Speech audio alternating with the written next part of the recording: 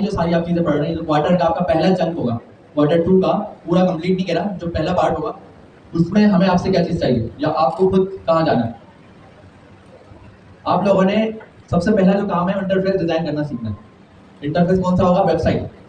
तो मुझे पहले ये बताएं, कौन जानता है इंटरफेस की एक्चुअल डेफिनेशन? कितने लोगों को बताएं? इंटरफेस करके बताएंगे? एक ने बताया। यूआई कितने लोग जानते हैं? थोड़ा सा बढ़ गया। यूएक्स की सही डेफिनेशन किसको पता है? User experience. 2 3 4 8 10 हो गए। सीएमडी ओपन करें अपने पास। टाइपस्क्रिप्ट में आप लोगों ने चलाया होगा। मुझे ये बताएं, जब आप इसमें कोई कमांड चला रहे थे टाइपस्क्रिप्ट की, जो भी कमांड थी, टीएससी समथिंग समथिंग, तो जो ब्लैक एक्सपीरियंस का क्या रोल था उसमें? क्या रोल था? वही तो बताएं, क्या रोल क्या था? ये क्या टाइपस्क्रिप्ट ये चलाता था? टाइपस्क्रिप्ट को ये कंपाइल करता था, ये ट्रांसपाइल करता था। चले, ये जैसे एक इंटरफेस है। इंटरफेस मतलब आपकी बात सुनकर या आपका इनपुट लेकर आगे वो जा रहा है, मेन कैरेक्टर मेन बंदे से काम करवा के वापस आपको रिस्पॉन्स दे रहा है। तो उसका मतलब सीएमडी काम नहीं कर रहा, बल्कि सीएमडी इंटरफेस के तौर पर आपकी बात को सुनकर उसे एग्जीक्यूट करवा रहा, जिससे एग्जीक्यूट करवा रहा वो काम करके रिस्पॉन्स दे रहा है। ठीक है, तो सीएमडी जो है इंटरफेस है, कमांड लाइन इंटरफेस, जिसको हम सीएमडीसी नहीं बोलते हैं। ये कमांड लाइन के थ्रू इंटरफेस आपका हुआ, जो उसकी इंटरेक्शन है, जिससे आप बातचीत करें थ्रू द कमांड करें। इसी तरीके से आपके पास जो वेबसाइट्स हैं, ये वेबसाइट पे इंटरफेस है, लेकिन ये है आपका ग्राफिकल यूजर इंटरफेस, मतलब एक ग्राफिकल रिप्रेजेंटेशन आपके पास है जिसमें आप इंटरेक्ट करके अपनी बात को करा। तो उसका मतलब ये मेन कैरेक्टर नहीं है, ये आपकी बात सुनकर किसी और को बताता है और वो पूरा काम करके आपको जवाब देता है। अच्छा, आपको बोले governance.com, www जिसमें आपने अप्लाई करा सारे स्टूडेंट्स का जो पोर्टल है, डॉट भी हटाने वाला है, गवर्नमेंट शुरू में www लगा, www लगा।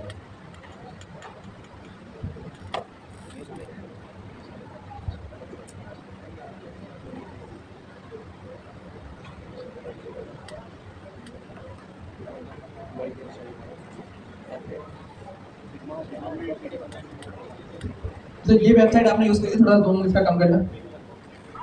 ये वेबसाइट आपने चलाई थी, इस पे आपने एडमिशन अप्लाई करा था कि सारा करा था, तो ये आपके पास जो है यूजर इंटरफेस है, ये लोग सब जानते होंगे कि यूजर इंटरफेस है, इसको हम फ्रंट एंड भी बोलते हैं। ये हमारा ग्राफिकल रिप्रेजेंटेशन भी गवर्नर हाउस की वेबसाइट है, जिसके थ्रू आप ये सारी लर्निंग प्रोग्राम हमारा चल रहा है। लेकिन मुझे ये बताया, यूएक्स की डेफिनेशन मुझे एक्चुअली कौन बता सकता है? बिल्कुल सही, आप बता सकते हैं। यूजर एक्सपीरियंस तो एक्टिवेशन हो गई, इसकी डेफिनेशन कौन बता सकता है? कोई भी नहीं। चले मैं कुछ सवाल पूछता हूँ, उस सवाल पूछने के बाद फिर मैं ये सेम सवाल आपने रिपीट करूंगा। एक सवाल ये है कि टॉप के ऊपर आपको बटन नजर आ रहे हैं, mock, apply, jobs, result, courses. ये बटन टॉप पे क्यों लगे हैं? नीचे क्यों नहीं लगाए हुए? राइट पे क्यों लगाया, लेफ्ट पे क्यों लगाया? उस जगह पे ही कोई पर्टिकुलर उसको प्लेस करा, कहीं और भी लगा सकते थे। जिस चेयर पर आप बैठे हुए इसके ऊपर ये जो राउंड हो गए आए वाले, जिसको आप लैपटॉप रखे हुए हैं, ये चेयर बनाने वाले ने क्यों लगाया? उसको तो नहीं बैठना, उसको तो इस्तेमाल नहीं करना। आपने कोई गाड़ी या बाइक या हेलीकॉप्टर देखा होगा, उसके अंदर जो ब्रेक और बाकी जो सिस्टम होता है, सपोज करें गाड़ी आप देख रहे हैं, तो ब्रेक, रेस और सारी चीजें होती हैं, वो पर्टिकुलरली यूजर के हिसाब से इतना फ्लेक्सिबल क्यों होती है, इतना परफेक्ट क्यों होती है? गेयर लेफ्ट साइड पे क्यों होता है? ताकि इजीली वो यूज कर। कंपनीज को कैसे पता है कि लेफ्ट साइड पे गेयर लगाने, इधर ब्रेक लगाने, इधर रेस लगानी? ऐसा क्यों नहीं होता कि कोई गाड़ी राइट पे रेस लगा दे, दूसरी गाड़ी आगे लेफ्ट पे रेस लगा दे, तीसरी गाड़ी आगे कहीं और रेस वाला कोई गाड़ी आगे ब्रेक के ऊपर वाइल लगा दे कि वाइल पीछे ब्रेक लगेगा? ऐसा क्यों नहीं होता? ये स्ट्रक्चर है, वो पैटर्न को फॉलो करते हैं। तो ये सारी कंपनीज को कैसे पता है कि ये चीज हमें बनानी चाहिए, इस तरह से काम करना है? क्योंकि पास क्या है, इनके पास एक्सपीरियंस है मार्केट का, उन्होंने एक टाइम लगाकर एक्सपीरियंस सीखा। अगर होंडा कंपनी बाइक बना रही है तो उसके पास एक्सपीरियंस है कि मुझे इस तरीके का इंजन बनाना है, इस तरीके की रेस बना लगानी है, ब्रेक लगाना है, इस तरह गेयर लगाने है, तो सारी चीजें किस तरीके से फिट करके यूजर को प्रोवाइड करनी है। तो वो जो एक्सपीरियंस है वो कहाँ से आया? जब यूजर ने उसको इस्तेमाल करा, तो यूजर ने कोई पेन फील करा, फीडबैक दिया कि भाई ये चीज नहीं होनी चाहिए, अगली बार उन्होंने उसको इम्प्रूव करा। तो इस तरह करने की वजह से क्या फायदा हुआ है कि जो भी अब बाइक्स, मोटर बाइक बन के आती है, वो बहुत बेहतर होती है चलाने के लिए।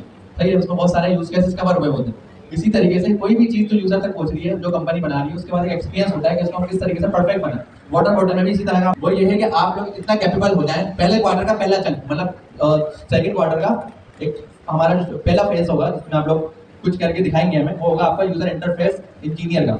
यूजर इंटरफेस डिजाइन करना, बिल्ड करना, ये आपका पहला आउटकम होगा जो आप जनरेट करेंगे, जिसके बिहाफ पे आप मार्केट में जाके ये क्लेम कर सकते हैं कि मुझे कुछ काम आता है, मेरे पास स्किल सेट है और इससे मैं सेल कर सकता हूँ या काम कर सकता हूँ, इसके बारे में एक्सपोर्ट कर सकता हूँ। तो ये वाला एक्सपीरियंस लाने के लिए आपसे हमारी क्या रिक्वायरमेंट है कि आप लोग आज से ही थिंकिंग स्टार्ट कर दें। अब मुझे बताया भाई, आप लोग घर से आए, गवर्नर हाउस पहुंचे, कितने लोगों ने येलो कलर की गाड़ी देखी है रास्ते में? येलो कलर की कार कितने लोगों ने देखी? अब आप लोग घर जाएं, अब क्योंकि आप येलो कलर की गाड़ी का मैंने कहा आप लोग देखते हुए जाएंगे, आप में से 70% या 80% येलो कलर की गाड़ी घर जाते हुए मिल जाएगी। आते हुए किसी को नहीं मिली, जाते हुए दिख जाएगी। क्यों? क्योंकि आपके फोकस में वो चीज़ आ गई, फोकस में आ गई ना कि भाई येलो कलर की गाड़ी मुझे रोड पे देखनी है, क्यों नहीं मिली थी मुझे बात है, तो 70-80% को मिल जाएगी, क्योंकि आपके माइंड सेट में आ गई। क्योंकि आप तो आते गवर्नमेंट हाउस रहते, आपको क्या लेना है येलो कलर की गाड़ी। तो इसीलिए मैं आप लोगों को थिंकिंग के लिए डेटा दे रहा हूँ कि आप लोग आज से ये सोचना शुरू कर दें कि जब आप लोग यूजर इंटरफेस बनाएंगे, जब आप लोग वेबसाइट बनाएंगे तो वो कैसी होगी, उसमें आप क्या क्या अप्रोच यूज करेंगे, क्या एक्सपीरियंस यूज करेंगे। इन केस अगर आपके पास कोई सलवन वाला आता हो कहता है वेबसाइट बनानी, तो उसकी वेबसाइट कैसी होनी चाहिए। कोई मार्केट प्लेस मतलब ई कॉमर्स जो बाय सेल करते हैं वो आए तो कैसी होनी चाहिए। कोई आपके पास ऐसी वेबसाइट बनाना आ जाए जो कहे भाई मेरा एक ब्रांड है, कोई ज्वेलरी का ब्रांड है, आपने इसकी वेबसाइट डेवलप करनी तो कैसी होगी। तो ये थिंकिंग आप आज से स्टार्ट कर दें ताकि आपका एक्सपीरियंस बिल्ड हो। इसकी रीजन क्या है, सबसे इंपॉर्टेंट रीजन आप लोगों की क्या है बताने की। इसकी रीजन ये है कि जब आप प्रोडक्ट बनाने जाएंगे, एक नोटपैड ओपन करें, नोटपैड पे लिखे हैं आप CSS, इसको वो कर दें, जूम कर दें जितना कर सकते हैं। ये तो यूजर इंटरफेस आप बनाएंगे जिसके बारे में बात कर रहा हूँ। इसको बनाने के लिए जो आपको मेजर स्किल सेट चाहिए, जिसका बहुत बड़ा आपकी लाइफ में काम होगा, वो होगा CSS का। इसकी मदद से आप एक अच्छा इंटरफेस डिजाइन कर सकते हैं, उसको शेप में ला सकते हैं। लेकिन इस इंटरफेस, इस CSS की वैल्यू 99%, और नीचे लिखते हैं थिंकिंग, इसका आगे लिखते हैं 1%। 99% आपको CSS करनी है, 1% आपने थिंकिंग करनी है। लेकिन अगर 1% थिंकिंग हटा दे, 99% CSS किसी काम की नहीं बचेगी। तो इसका मतलब 1% थिंकिंग इतनी इंपॉर्टेंस है कि 99% की जो आप CSS लिखने जा रहे हैं वो उसको यूजफुल बनानी है, उसको वैल्यूएबल बनानी है। तो इसीलिए मैं आपको आज से ये टास्क दे रहा हूँ कि आपने थिंकिंग स्टार्ट कर देनी है कि वेबसाइट कैसी होती है। तो आप एक काम करें, फिग्मा ओपन करें, फिग्मा पे कोई टेम्पलेट दिखाएं। ये आपके पास एक प्लेटफॉर्म है फिग्मा का, आप घर जाकर अगर आपको देखना हो वेबसाइट में कहाँ देखूँ, मुझे थिंकिंग के लिए वेबसाइट देखनी है, तो फिग्मा आपके पास एक अच्छा प्लेटफॉर्म है। यहाँ से आपको काफी डिजाइन मिल जाएंगे सोचने के लिए, देखने के लिए, समझने के लिए कैसी वेबसाइट होती है। और अगर ये बिजनेस है तो ऐसी वेबसाइट होती है, ये बिजनेस है तो ये होती है, ये बिजनेस है तो ये होती है। कोई भी इसका दिखाएं पहले फिग्मा पे कोई टेम्पलेट। अच्छा आप कहीं भी चले हैं जहाँ पर आपको कुछ भी मिल जाए दिखाने में, ओपन कर लें। देखिए यहाँ पे सारे डिजाइन हैं, कोई भी ओपन कर लें जो आपको सही लग रहा होगा।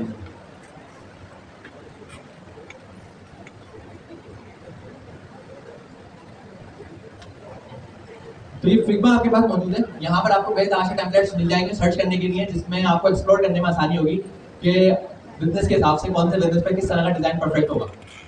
थिंकिंग के लिए मैं आपको डेटा दे रहा हूँ। इसके अलावा फिग्मा, एक तो फिग्मा मैंने प्लेटफॉर्म बताया, दूसरा एक खोल थीम फॉरेस्ट। फिग्मा में कोई भी टेम्पलेट फिग्मा भी खोल लो।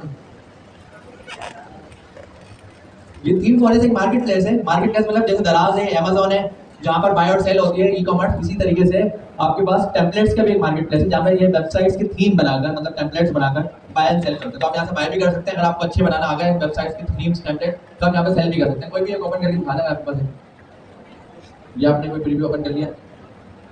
तो सपोज करें ये एक मार्केट प्लेस वर्डप्रेस थीम का नया ऑप्शन, वो वर्ल्ड ट्रैवल पर।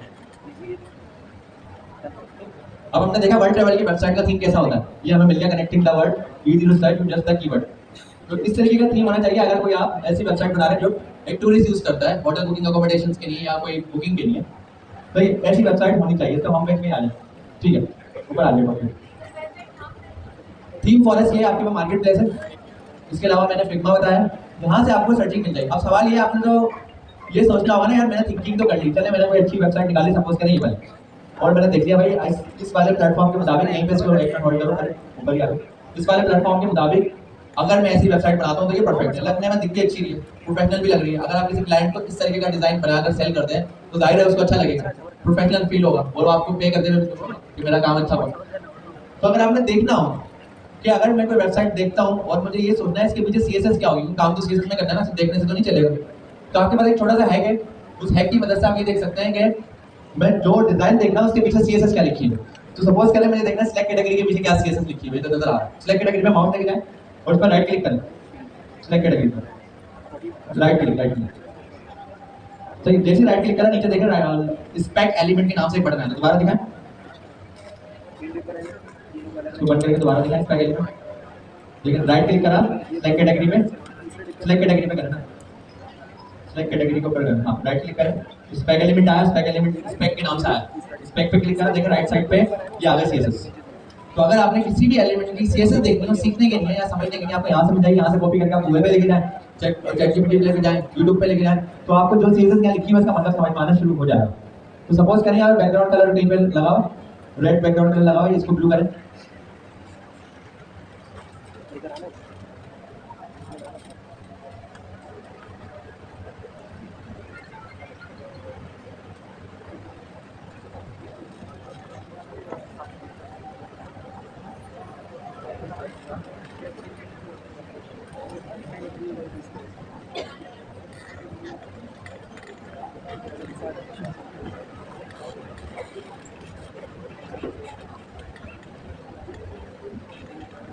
है, हाँ लिखो।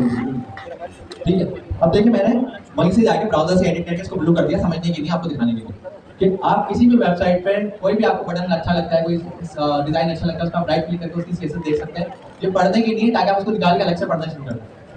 तो आपका जो मेजर फोकस होगा अभी कुछ क्लासेस का हमारी शुरू हुई, वो होगा यूजर इंटरफेस पे। और यूजर इंटरफेस बनाने के लिए आपकी स्ट्रॉन्ग होनी चाहिए सीएसएस। जितनी अच्छी सीएसएस होगी उतना अच्छा आप यूजर इंटरफेस बना सकते हैं। और यूजर इंटरफेस अच्छा बनाने के लिए सीएसएस से भी ज्यादा इंपॉर्टेंट है आपकी 1% थिंकिंग। 1% थिंकिंग, अगर आप कलर यूज कर रहे हैं तो आपको पता होना चाहिए, वापस गवर्नर वाली वेबसाइट को आपको अच्छा लगे देखने में। अब ये वेबसाइट एक एजुकेशन के हवाले से तो उन्होंने ब्लू कलर का ऊपर टैग लगाया है, यहाँ पे blue and white colour use करा हुआ है, राइट पे साइड कलर के पिक्चर लगाई है, सब चीजें कितनी परफेक्ट एंड प्रोफेशनल नजर आ रही है। ऐसा लग रहा है साफ सुथरी वेबसाइट किसी बिगिनर ने नहीं बनाई, जिसने बनाई है उसको नॉलेज है कि डिजाइन कैसा होता है। थोड़ा सा स्क्रॉल करके नीचे आए, कोई हेडिंग पे है, ये देखिए हेडिंग लिखी हुआ है, हेडिंग देखें ब्लू कलर की लिखी हुई है, थोड़ा सा उसका जो साइज है फॉन्ट का वो बड़ा है। नीचे पैराग्राफ है, ब्लैक कलर में लिखा हुआ है, इसका फॉन्ट साइज छोटा है। पैराग्राफ वहीं पे था, वहीं पे पैराग्राफ है, ये देखिए पैराग्राफ का जो साइज है ये अलग है लेकिन रीडेबल है, पढ़ने में आ रहा है। अगर पैराग्राफ का साइज भी हेडिंग के बराबर कर देते तो पैराग्राफ रीडेबल नहीं होता। मैं देता हूँ सवाल की नीचे है, ये देखिए आपको हेडिंग नजर आ रही है, एडवांस कोर्सेज और आ रही है कोर कोर्सेज। ये देखिए दोनों हेडिंग के साइज सेम है, कलर भी सेम है, दिखने में फॉन्ट भी सेम है। तो ये साफ सुथरी एक अच्छी दिखने वाली वेबसाइट बनाने के लिए आपने स्ट्रॉन्ग होना पड़ेगा थिंकिंग में, सीएसएस में भी। अगर थिंकिंग नहीं है तो आपको क्या पता कहां पर मैं क्या सीएसएस यूज करूं, और अगर नहीं करेंगे वो भी आपकी मर्जी, और करते हैं वो भी आपकी मर्जी। मैं कुछ और भी अच्छा, इस क्वार्टर में एक बात गौर से सुन लें, इस क्वार्टर में आपके पास प्रोजेक्ट, असाइनमेंट, असेसमेंट, एग्जाम सब चीज मिला के टोटल 25 से ज्यादा काउंटिंग। तो इस क्वार्टर में कोई भी चीज आसान नहीं होगी। यहाँ पे प्रोजेक्ट, असाइनमेंट, आपको हर क्लास में कोई नई चीज मिली होगी, आपको करके आना है, कोई उसमें किसी को भी माफी नहीं होगी। असाइनमेंट तो करके आना है, प्रोजेक्ट तो करके आना है। कुछ नंबर्स वाले प्रोजेक्ट होंगे जिनका आपको नंबर मिलेंगे, कुछ बगे नंबर्स के भी असाइनमेंट और प्रोजेक्ट्स होंगे जो कोलैबोरेशन में क्लास में करेंगे। लेकिन ये क्वार्टर बिगिनर के हिसाब से नहीं है, ये क्वार्टर आपको बहुत एडवांस जाने वाला है। तो आज की जो क्लास थी वो बहुत ही बेसिक लेवल था। नेक्स्ट क्लास में मैं डायरेक्ट नेक्स्ट स्टार्ट करेंगी और डायरेक्ट नेक्स्ट के कंपोनेंट बनाएंगी और डायरेक्ट उसमें सीएसएस यूज करेंगी।